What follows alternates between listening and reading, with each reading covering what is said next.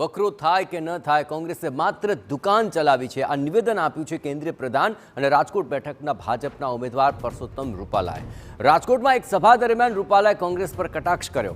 રૂપાલાએ આરોપ લગાવ્યો કે કોંગ્રેસ અસ્તિત્વની લડાઈ લડી રહી છે અને તેમને માત્ર દુકાન ચલાવી છે, ભલે પછી દુકાનમાં વકરો થાય કે ન થાય. તો અર્જુન મોઢવાડા મુદ્દે પણ રૂપાલા બોલ્યા, કહ્યું કે મોઢવાડા સામે આપણે ભાષણો તૈયાર કરતા હતા, જેમની સામે આપણે લડતા હતા તે આજે આપણી સાથે છે. સાંભળો શું કહી રહ્યા છે રૂપાલા.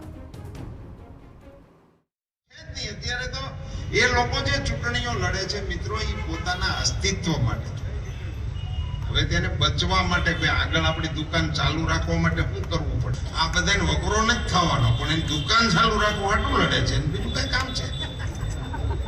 કોઈ કામ જ નથી. તમે એક પાર્ટીનું તમે અત્યારે વિગતવાર તપાસો શાસ્ત્રીય રીતે તો તમને ખબર પડે કે કોંગ્રેસ પાર્ટીની તો હવે શું વાત કરીએ. અર્જુનભાઈની સામે આપણે લડવાનું હોય, મારે એની વિશેના ભાષણો ની બધું મારે તૈયાર કાઢવાનું હોય, શું કરું?